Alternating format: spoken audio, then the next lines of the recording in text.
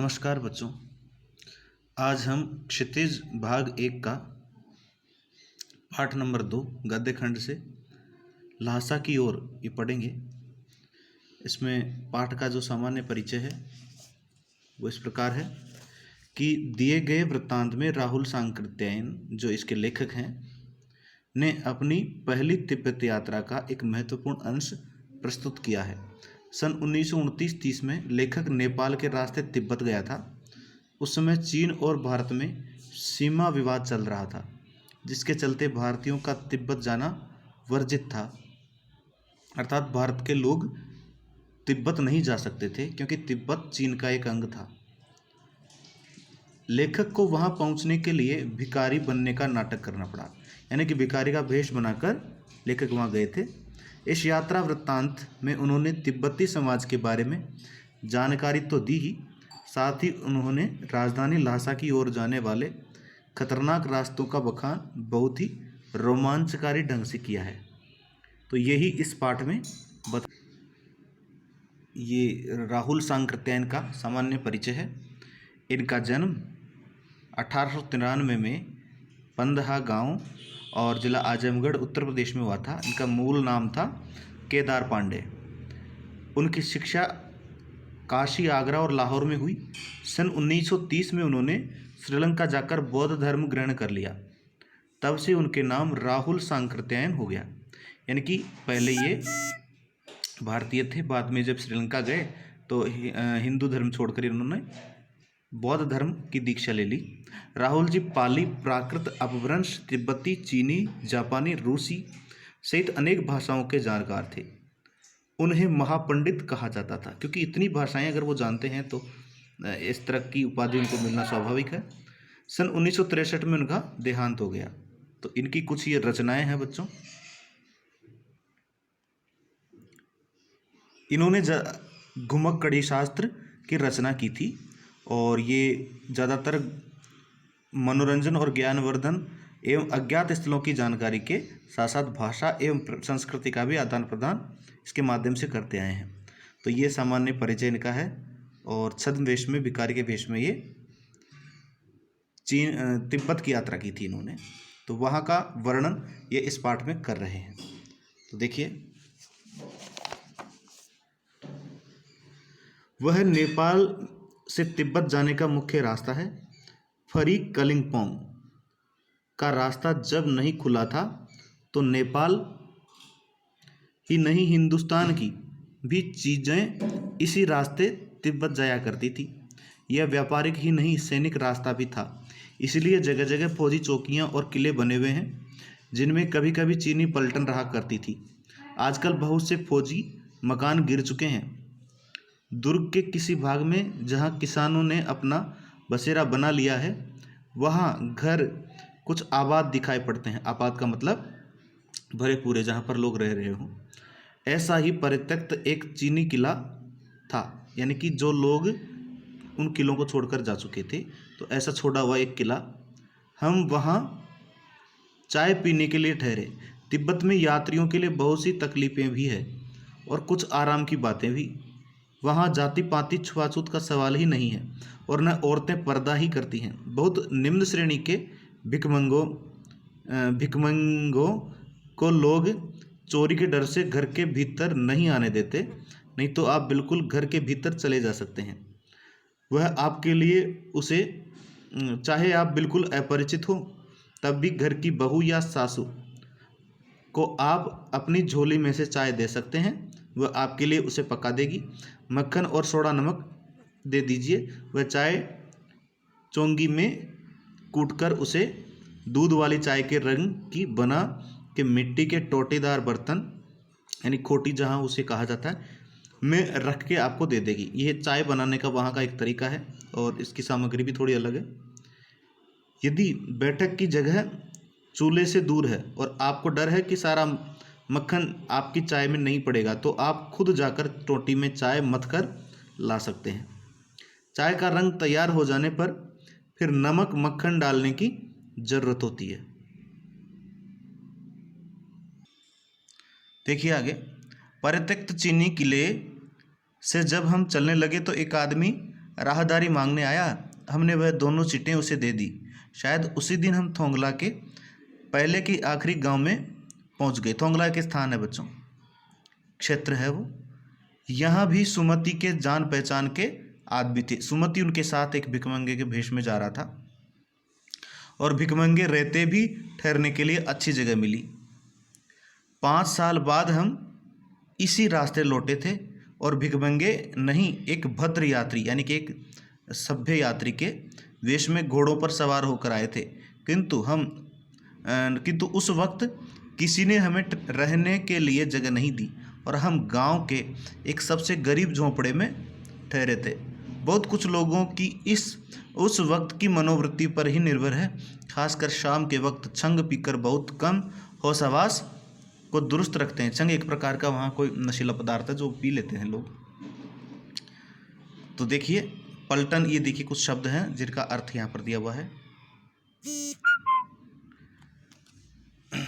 इस पैराग्राफ में ये बताया गया है कि किस प्रकार की वहाँ के लोगों की रहन सहन का तरीका था और रूढ़िवादिता वहाँ बिल्कुल भी नहीं थी। लोग विश्वास करते थे एक दूसरे पर जहाँ पर वो गए थे, क्योंकि वहाँ भारतीयों को आने जाने की अनुमति नहीं थी, इसलिए भेष बदल कर वहाँ पर भिखमंगे के भेष में लेखक को जाना पड़ा। जब हमें सबसे विकट डांडा थोंगला पार करना था। डांडे तिब्बत में सबसे खतरे की जगह हैं। 16-17 हज़ार फीट की ऊंचाई होने के कारण उनके दोनों तरफ मीलों तक कोई गांव गिराव नहीं होते। नदियों के मोड़ और पहाड़ों के कोनों के कारण बहुत दूर तक आदमी को देखा नहीं जा सकता। डाकुओं के लिए यही सबसे अच्छी जगह है, क्योंकि बच्चों यहाँ ज़्यादातर दूर दूर तक उजाड़ की स्थिति है, लोग आसानी से मिलते नहीं हैं और जंगल टाइप है थोड़ा सा और पहाड़ी इलाका है।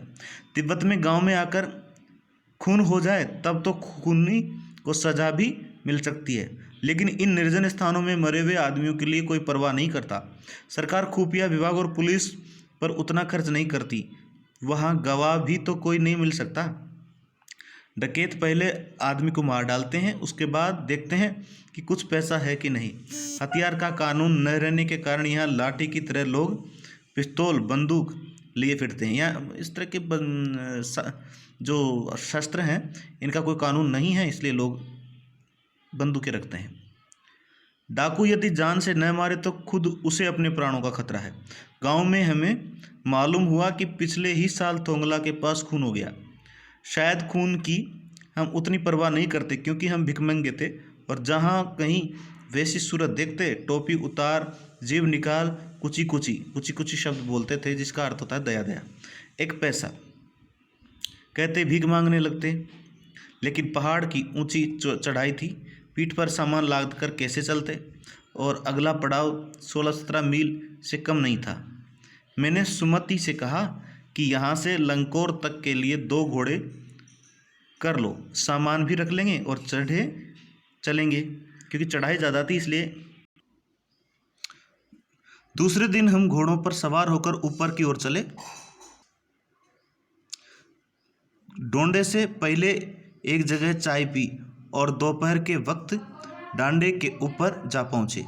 जैसे बताया गया था बच्चों की डांडा मतलब एक ऊंची ज़मीन है जिसे डांडा कहा जाता है। हम समुद्र तल से 17-18 हज़ार फीट ऊंचे खड़े थे। हमारी दक्षिण तरफ पूर्व से पश्चिम की ओर हिमालय के हज़ारों श्वेत शिखर चले गए थे, यानी कि हिमालय की जो सफ़ेद पहाड़ियाँ उनके शिखर यानी चोटियाँ। भीटे की ओर देखने वाले पहाड़ बिल्कुल नंगे थे, न वहाँ बर्फ़ की सफ़ेदी थी न किसी तरह की हरियाली। जहाँ ये इस समय थे वहाँ ऐसा नहीं था। उत्तर की तरफ बहुत कम बर्फ़ वाली चोटियाँ दिखाई पड़ती थी। सर्वोच्च स्थान पर डांडे के देवता का स्थान था, जो पत्थरों के ढेर, जानवरों के सींगों और रंग बिरंगे कपड़ों की झंडियों से सजाया गया था। अब हमें बराबर उतराई पर चलना था। चढ़ाई तो कुछ दूर थोड़ी मुश्किल थी, लेकिन उतराई बिल्कुल नहीं। शायद 2-1 और सवार साथी हमारे साथ चल रहे थे। मेरा घोड़ा बहुत धीमे चलने लगा। मैंने समझा कि चढ़ाई की थकावट के कारण ऐसा कर रहा है और उसे मारना नहीं चाहता था। धीरे धीरे वह बहुत पिछड़ गया और मैं डॉन क्विक्स की तरह अपने घोड़े पर झूमता हुआ चल रहा था। जान नहीं पड़ता था कि घोड़ा आगे जा रहा है या पीछे। जब मैं जोर देने लगता तो वह और सुस्त पड़ जाता। एक जगह दो रास्ते फूट रहे थे, यानी कि दो रास्ते मिल गए यहाँ पर अलग अलग।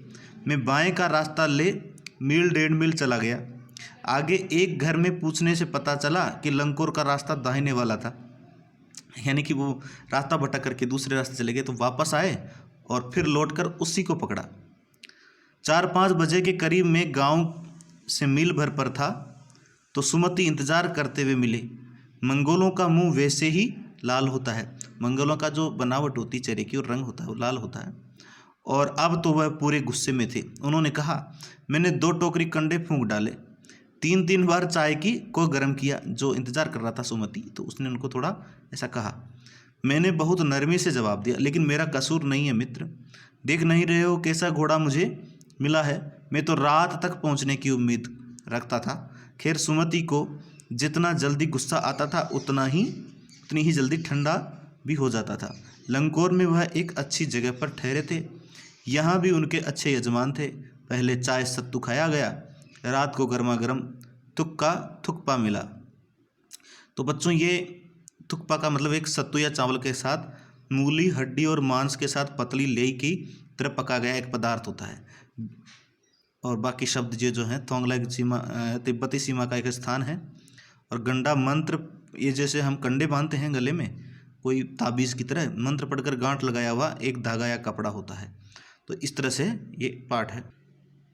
तो बच्चों, इस पैराग्राफ में बताया गया है कि किस तरह से वहाँ पर हथियार का कोई कानून नहीं होता, लोग ऐसे मार देते हैं, ऐसे ही जरा से कुछ पैसों के लिए पहले मारते हैं और फिर बाद में देखते हैं कि उसके पास पैसा है कि नहीं।